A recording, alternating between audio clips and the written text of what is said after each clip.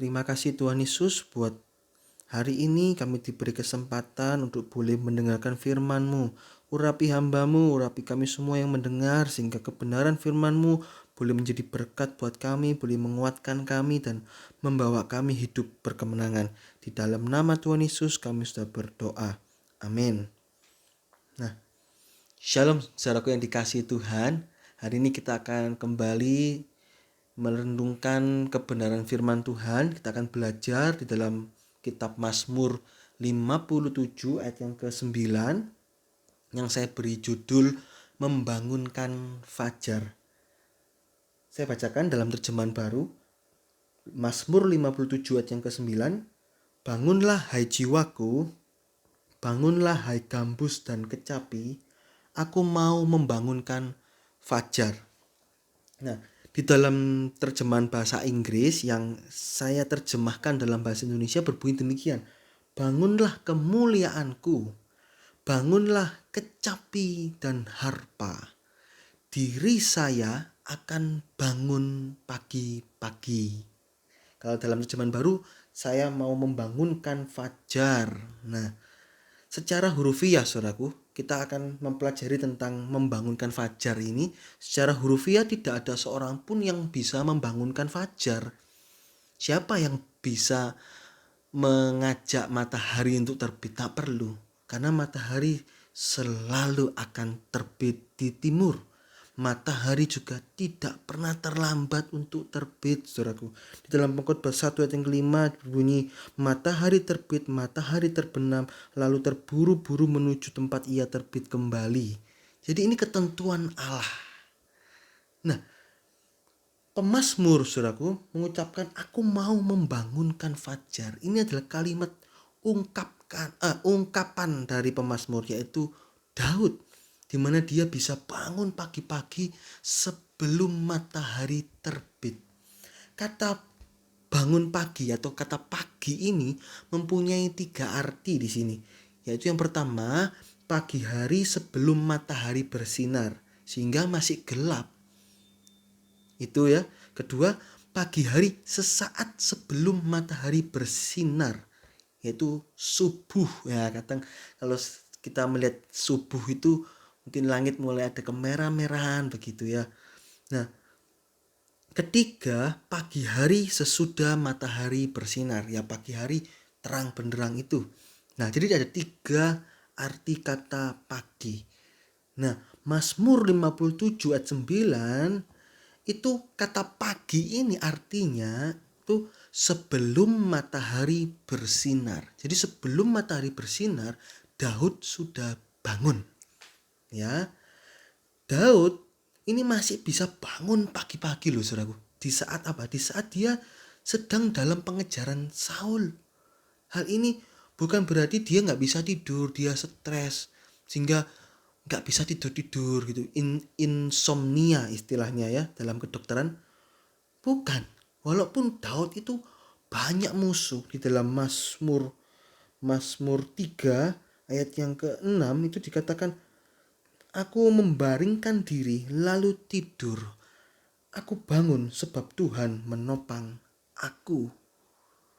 Daud begitu nyenyak tidurnya. Dia membaringkan diri lalu tidur. Dia bisa tidur nyenyak, saudaraku. Tetapi Daud memang rutin bangun pagi-pagi. Untuk apa dia bangun pagi-pagi sehingga dikatakan aku mau membangunkan fajar. Aku bangun lebih dulu daripada fajar. Nah, untuk apa? Untuk mendirikan mezbah doanya. Mazmur 5 ayat yang keempat. Tuhan, pada waktu pagi engkau mendengar seruanku. Pada waktu pagi aku mengatur persembahan bagimu dan aku menunggu-nunggu. Nah, ini saudaraku, kita perlu meneladani dari seorang Daud. Walaupun banyak masalah, dia gak lupa berdoa. Pagi-pagi memohon kepada Tuhan. Pagi hari ada saat-saat di mana kita membuka mata untuk memulai hari yang baru. Ada banyak hal yang pertama kali dilakukan seseorang pada pagi hari. Misalnya, ada lagu anak kecil, bangun tidurku terus mandi, tidak lupa membaca koran. Habis koran aku minum kopi. Terus tidak lupa menggosok gigi. Nah, biasanya kan ya itu hanya guruan saudaraku. Tapi itu bangun pagi orang-orang yang biasa lakukan. Tapi kita mau belajar meneladani Daud. Bangun pagi apa yang dilakukan? Berdoa. Nah, atau mungkin saudaraku, bangun pagi stres. Kenapa? Aduh, depresi, teringat masalah di hari-hari yang lalu. Sehingga dia stres, depresi, dan dia mengalami ketakutan. Kenapa kok harus ada hari yang baru? Sehingga aku bisa melanjutkan hidup. Kenapa kok saya tidak mati saja? Dan lain sebagainya. Nah, itu dunia, orang-orang gak punya pengharapan. Tapi kalau kita punya pengharapan kepada Tuhan, kita mau bangun pagi, kita punya sesuatu, yaitu Tuhan ada berserta kita. Kita gak takut sehingga kita bisa berdoa, berbincang-bincang dengan Tuhan. Atau ada orang yang bangun pagi langsung apa? Langsung beraktivitas. Kenapa? Mungkin terlambat. Waduh, langsung pakai baju, mungkin tidak mandi, langsung berangkat kerja atau berangkat sekolah. Nah, tidak boleh orang beriman demikian. Kita harus membiasakan diri dengan namanya doa pagi. Bahkan Alkitab mengajarkan untuk doa pagi. Sampai apa di sini? Mazmur 57:9 membangunkan fajar. Hal ini betul-betul membutuhkan kerinduan yang mendalam untuk bangun menghadap Tuhan di pagi hari. Jika tidak, maka bisa saja bangun jam 6, jam 7, jam 8, ya sudah. Tak perlu sampai membangunkan fajar. Ya kalau memang pokoknya kita bangun pagi untuk langsung berdoa, ya masih boleh. Tapi ini menarik kata membangunkan fajar. Kita mau belajar bangun pagi untuk berdoa. Itu tentang pagi hari. Kata fajar di sini saudaraku, ini melambangkan Allah Bapa. Itu dalam Amsal 4 ayat yang ke-18. Amsal 4 ayat yang ke-18 dalam terjemahan lama ini, akan tetapi jalan orang benar itu seperti cahaya terang, makin lama makin bercahaya sampai kepada siang yang sempurna. Kata sempurna dalam Matius 5 ayat 48 itu, hendaklah engkau sempurna seperti Bapakmu sempurna. Jadi kata fajar ini melambangkan Allah Bapa. Apa artinya ini? Aku mau membangunkan fajar. Aku mau dalam tanda kutip itu membangunkan Allah. Apa artinya ini saudara? Membangunkan Allah. Allah tidak pernah tidur, Allah juga tidak tidur saudaraku. Tapi ini kata kiasan. Aku mau dalam tanda kutip membangunkan Allah. Artinya ini dengan kehidupan doa kita sebelum beraktivitas, kita mau ngajak Tuhan gitu loh. Jangan buat Allah dalam tanda kutip itu tidur di buritan. Seperti peristiwa murid-murid itu, Yesus tidur di buritan. Karena apa? Karena tidak dibangunkan sampai beberapa saat. Nah, akhirnya apa? Pada waktu sudah mulai tegang gitu, si ombak itu baru dibangunkan, Tuhan, apakah kau gak peduli bahwa kami binasa? Loh, kok ngomongnya seperti itu? Padahal pada waktu ombaknya lagi enak-enaknya itu, kenapa gak dibangunkan? Kok gak diajak Tuhan? Kok dibiarkan tidur? Lah ini loh saudaraku, ini kata dalam tanda kutip membangunkan Allah. Ayo kita jangan buat Allah dalam tanda kutip tidur. Saat kita buka mata, kita rindu untuk dalam tanda kutip membangunkan Allah. Dengan berdoa kita ngobrol dengan Tuhan. Itu. Dan mengakhiri hari juga membangunkan Allah dalam tanda kutip. Saat kita mau, sebelum kita tidur, kita mau berdoa ya. Di sini sekali lagi saya katakan Allah tidak tertidur. Ini sebuah kiasan mengandung rahasia, yaitu kita mau ngajak Tuhan untuk pagi hari, kita ngajak Tuhan, minta pertolongan Tuhan, memberkati, menyertai sepanjang hari. Dan sebelum kita tidur, kita juga mau berbincang-bincang dengan Tuhan, mengevaluasi dalam hari ini apakah ada salah, apakah ada dosa. Kalau ada salah ya kita minta ampun, kita perbaiki. Nah ini saudaraku ya, ini suatu ungkapan. Aku mau membangunkan fajar. Aku mau dalam tanda kutip membangunkan Allah. Ini ungkapan. Aku mau menghampiri tahta Allah. Ada lagu, ku hampiri tahtamu, ku sujud menyembahmu. Terus apa, saya lupa lagunya lanjutannya. Jadi ini loh saudaraku, menghampiri tahta Allah. Allah dunia Allah dunia memang bisa tertidur, tidak bisa berbuat apa-apa. Tetapi lain dengan Allah kita. Allah kita nggak pernah tertidur. Ini loh saudaraku, artinya membangunkan dalam tanda kutip Allah ini, kita menghampiri tahta Allah dengan doa. Ada 3 doa yang bisa kita kerjakan. Yang pertama, doa bilik, doa dalam kamar. Itu di dalam Matius 6 ayat yang ke-6. Itu doa dalam kamar. Ini ayo kita mau belajar, bangun tidur kita berdoa dulu. Sebelum kita tidur kita juga berdoa dulu. Dan ini konsisten. Jangan kalau ada masalah saja baru doa. Kalau nggak ada masalah nggak pernah berdoa. Jangan. Ayo kita mau berdoa. Kita harus paksakan tubuh kita walaupun mungkin rasanya sakit, malas, rasanya capek. Paksakan supaya kita bisa berdoa pagi. Kedua, doa senantiasa di dalam 1 Tesalonika 5 ayat yang ke-17 itu dikatakan tetaplah berdoa. Dalam bahasa Inggrisnya itu berdoa dengan tanpa putus. Dalam terjemahan lama, dengan berdoa tiada berkeputusan, gak ada putus. Apa? Doa tanpa henti ini artinya apa? Ini adalah doa di dalam Roh Kudus. Roh Kudus adalah alat untuk membangunkan dalam tanda kutip Allah. Alat untuk menghampiri tahta Allah dengan senantiasa. Dengan berdoa berbahasa lidah. Kita ini terus berkomunikasi dengan Allah. Doa ilahi yang langsung ke tahta Allah. Itu Roma 8 ayat 26 sampai 27. Sehingga pertolongan, berkat-berkat sorgawi itu cepat datang. Itu akan menghampiri hidup kita, saudara.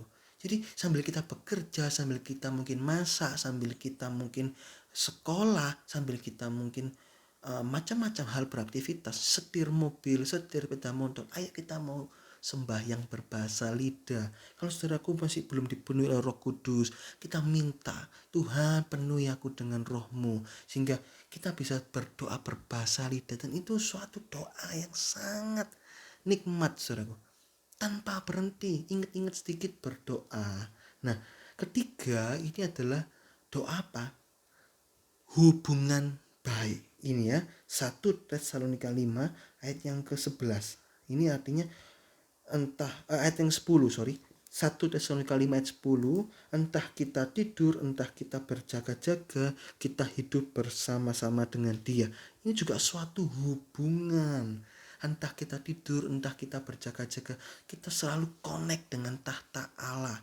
Kita selalu berhubungan dengan Tuhan, ya. Jangan biarkan Allah itu dalam tanda kutip tidak berdaya menolong kita. Yesaya 59 ayat 1 sampai 2. Kenapa? Karena dosa-dosa kita membuat hubungan dengan Tuhan ini terputus. Sehingga kita mau hubungan dengan Tuhan tidak bisa. Seperti halnya Saul, karena dia berbuat dosa, dia cari Tuhan, dia nggak dapat. Dia nggak bertobat, saudaraku. Lain dengan Daud, dia tanya Tuhan, aku harus apakan ini orang Filistin. Oh, kamu maju aja, kamu akan menang. Dan Daud maju dan dia menang. Tuhan, aku apakan orang Filistin. Oh, kamu jangan maju dulu, kamu putari itu pohon-pohon kertau itu dalam 1 Samuel sekian ayat sekian, saya lupa. Itu putari itu dan kamu akan menang di situ. Nah, karena pertolongan Tuhan itu tidak monoton tapi kreatif, saudaraku. Saat kita berhubungan dengan Tuhan, Tuhan akan menolong kita dengan caranya yang ajaib.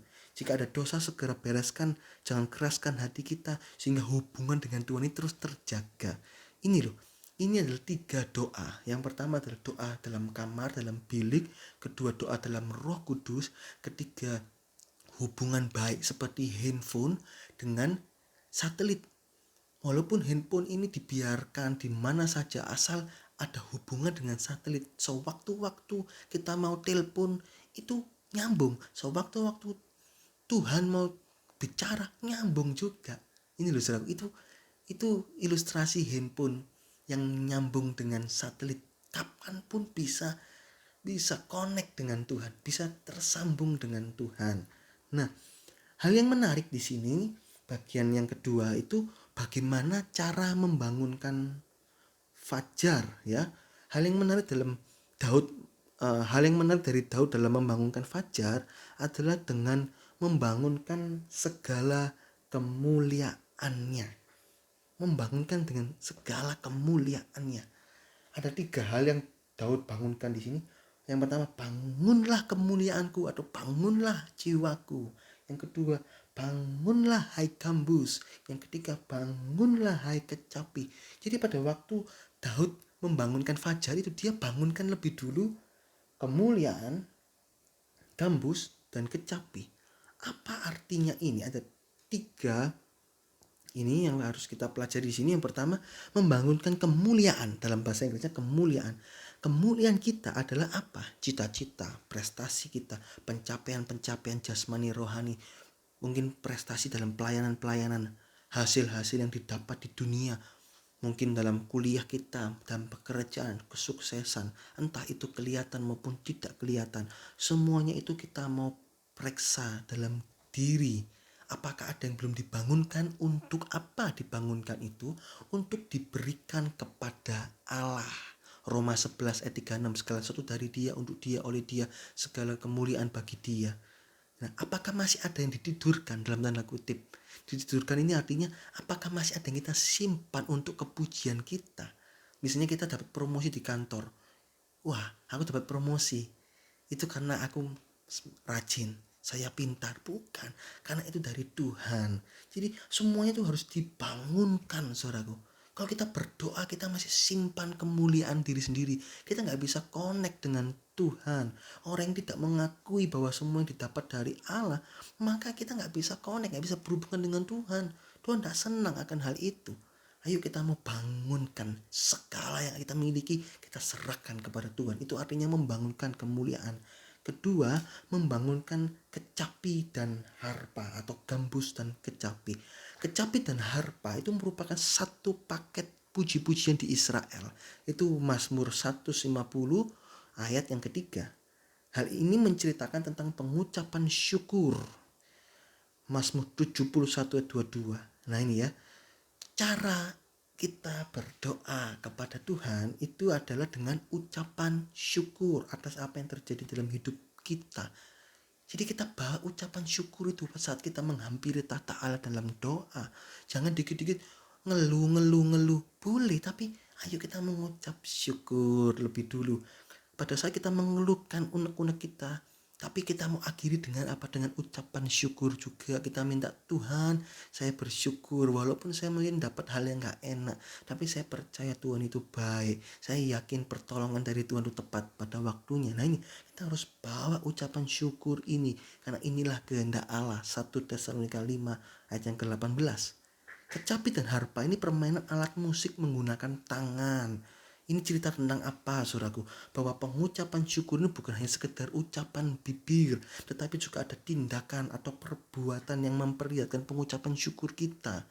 Saat kita berdoa kepada Tuhan, kita menghampiri tahta Allah, kita mengucapkan syukur. Tapi setelah kita berdoa, kita kembali ke dalam kehidupan sehari-hari.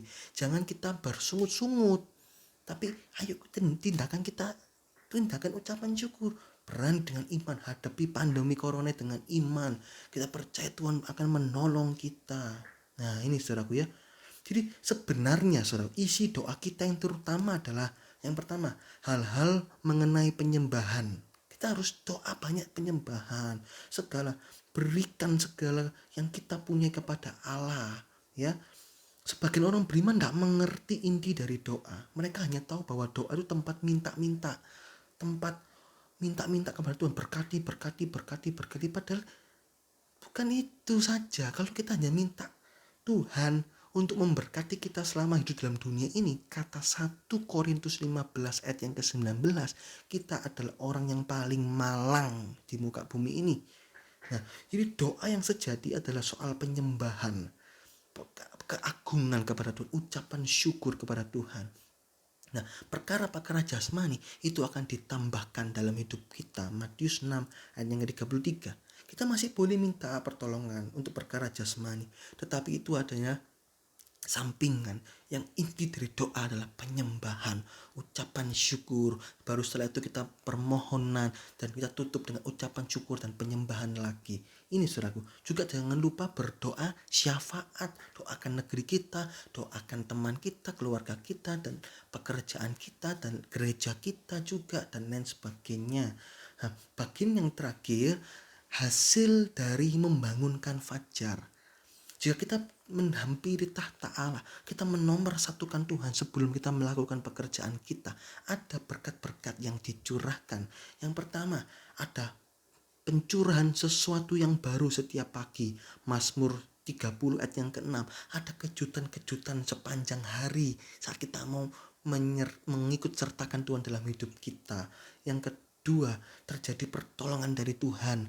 Mazmur 46 ayat yang ke-6, saat kita mengutamakan Tuhan, kita bertindak tepat seperti apa yang Tuhan mau, maka Tuhan akan menolong hidup kita. Kita gak perlu khawatir, kita gak perlu stres akan hidup ini, karena penolong kita, satu-satunya yang sanggup menolong hidup kita, yang sanggup membuat masa depan yang gilang gemilang, itu hanya Tuhan Yesus Kristus. Yang ketiga, kita akan dikenyangkan. Mazmur 90 ayat yang ke-14 dalam terjemahan lama dikatakan kita akan dikenyangkan. Dikenyangkan dari apa? Dari perkara-perkara di atas. Kita gak perlu lagi mencari kesukaan dunia, apalagi di tengah-tengah pandemi ini. Mungkin stres karena gak pernah bepergian, di rumah aja. Oh, itu sungguh-sungguh suatu sukacita yang indah. Bisa di rumah, kita bisa punya banyak waktu untuk keluarga, punya banyak waktu untuk bersekutu dengan Tuhan, baca Alkitab, berdoa. Itu suatu kesukaan dan kita akan dikenyangkan, saudaraku. Kita akan dipuaskan dengan kesukaan dari atas. Keempat, terakhir, kita akan dipertajam. Yesaya 50 ayat yang keempat, dipertajam apa? Telinga kita akan dipertajam. Kita akan lebih peka dengar suara roh, sehingga kita gak sampai takut akan hidup ini. Di tengah-tengah pandemi corona ini kita gak takut nanti makan apa, nanti kerja apa, nanti bangkrut. Oh, tidak takut. Kita punya Roh Kudus, kita punya Tuhan. Tuhan akan memberikan jalan di dalam hidup kita, sehingga kita bisa tahu tepat sesuai kehendak Allah. Ini saudaraku ya, 4 hal saudaraku, hasil saat kita mau membangunkan fajar, kita mau menghampiri tahta Allah, kita mau berdoa. Kesimpulannya saudaraku, Daud begitu rindu bersekutu dengan Tuhan sampai dia pagi-pagi rela membangunkan fajar, rela menanti Tuhan. Kita harus rindu juga membangunkan fajar, bangun pagi berdoa, bahkan lebih dalam, yaitu terus berdoa senantiasa dalam sepanjang hari. Dan juga kita punya hubungan yang baik seperti handphone dengan satelit. Sewaktu-waktu Tuhan telepon, sewaktu-waktu kita telepon, itu ada koneksi yang cepat, saudaraku. Nah, cara kita membangunkan fajar itu adalah dengan penyembahan, dengan ucapan syukur, dengan tindakan-tindakan ucapan syukur dalam hidup kita sehari-hari, saudaraku. Ini ya saudaraku ya, kita harus buat komitmen. Mulai sekarang aku mau doa pagi. Mulai sekarang aku mau membangunkan fajar. Aku tidak mau biarkan Allah tertidur dalam tanda kutip. Aku tidak mau biarkan aku berjalan sendiri. Aku tidak mau. Aku mau disertai Tuhan senantiasa sampai saya masuk dalam kerajaan sorga. Demikian sedikit kebenaran firman Tuhan, saudaraku. Saya harap di tengah-tengah pandemi ini kita tetap kuat, kita tetap punya iman, kita tetap punya pengharapan di dalam Tuhan. Kita percaya bahwa Tuhan tidak pernah salah. Jika Tuhan izinkan hal ini terjadi, semuanya ini untuk mengolah hidup kita, membawa kita terus bertumbuh semakin hari semakin dekat dengan Tuhan. Ayo kita mau ajak semua anggota keluarga kita termasuk diri kita, paksakan diri kita untuk membangunkan fajar, untuk berdoa setiap hari. Puji Tuhan, Tuhan Yesus memberkati. Yuk kita mau berdoa. Terima kasih Tuhan buat hari ini kami sudah mendengarkan firman-Mu. Biar firman-Mu ini menjadi kekuatan dalam hidup kami, menjadi dorongan dalam hidup kami, sehingga kami mau Tuhan untuk berdoa setiap hari. Kami mau menggantungkan hidup kami kepada Engkau. Kami mau Tuhan Yesus membangunkan Engkau dalam tanda kutip, walaupun Engkau tidak pernah tertidur, Engkau selalu berjaga-jaga atas hidup kami. Tapi kami gak mau biarkan seperti murid-murid yang para rasul yang biarkan Engkau tidur di buritan. Kami nggak mau seperti itu. Kami mau Engkau ada di depan kami, memimpin langkah-langkah kami. Terima kasih ya Tuhan Yesus. Hanya di dalam nama Tuhan Yesus kami berdoa. Amin. Puji Tuhan, Tuhan Yesus memberkati.